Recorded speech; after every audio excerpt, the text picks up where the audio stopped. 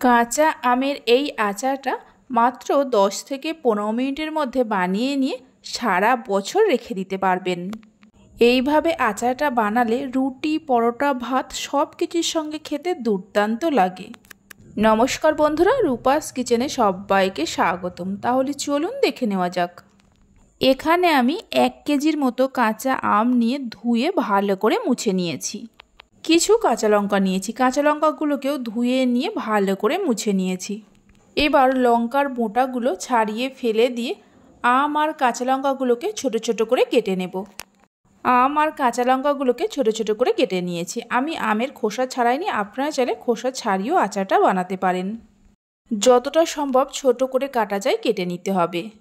এবার আচারের জন্য মশলা তৈরি করে নেব। প্যানের মধ্যে দিয়ে দেব 2 চামচ গোটা ধনে, 2 চামচ গোটা মৌরি, 1 চামচ গোটা জিরে, 1 চামচ 5 ফোড়ন, 2 চামচ হলুদ সর্ষে আর 2 চামচ কালো সর্ষে, 1 চামচের মতো নুন দিয়ে দেব। লো টু মিডিয়াম ফ্লেমে মশলাগুলোকে হালকা করে ভেজে নেব। খুব বেশি সময় ধরে মশলাগুলো ভাজতে যাবেন না। প্রায় মিনিট 3-4 সময় ধরে মশলাগুলোকে ভেজে নিয়েছি। এবার একটা মিক্সির জারের মধ্যে ঢেলে নিয়ে একটু ঠান্ডা হলে গুঁড়ো করে নিতে হবে। আপনারা চাইলে মশলাগুলো শিলেতেও গুঁড়ো করে নিতে পারেন। মশলাগুলোকে গুঁড়ো করে নেওয়ার পর যে আম আর কাঁচা লঙ্কাগুলো ছোট ছোট করে কেটে রেখেছিলাম একটা পাত্রের মধ্যে ঢেলে নেব।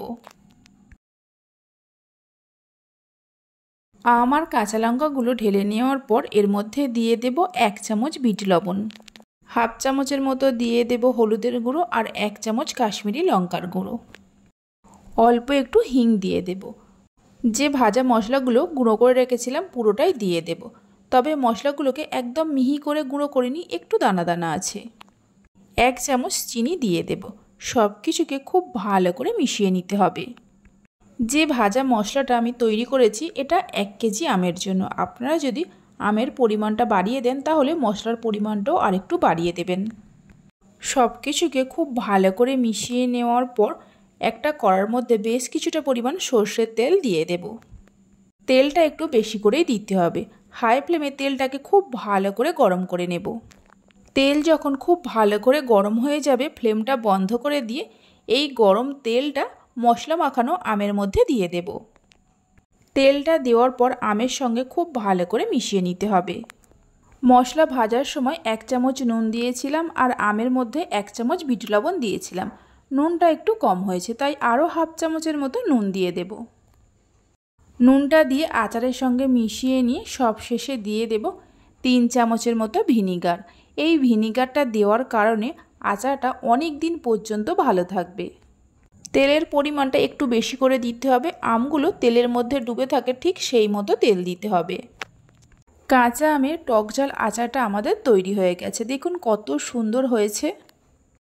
রেসিপি ভালো লেগে থাকলে অবশ্যই একটা লাইক করবেন, বন্ধুদের সঙ্গে শেয়ার করবেন। ভালো লাগলে চ্যানেলটি সাবস্ক্রাইব করে পাশে থাকা বেল আইকনটি প্রেস করবেন নতুন রেসিপির আপডেট পাওয়ার জন্য। এই আচারটা কাঁচের জারের মধ্যে ভরে সারা বছর রেখে দিতে পারবেন। খেয়াল রাখতে হবে এই আচারের মধ্যে কোনোভাবে জল না পড়ে। যে পাত্রের মধ্যে আচারটা রাখবেন তার মধ্যেও কোনোভাবে জল না থাকে খেয়াল রাখতে হবে। এবার এই আচারটা 3 থেকে 4 দিন রোদে দিয়ে তারপরে খাবেন। দেখুন কতটা লোভনীয় হয়েছে।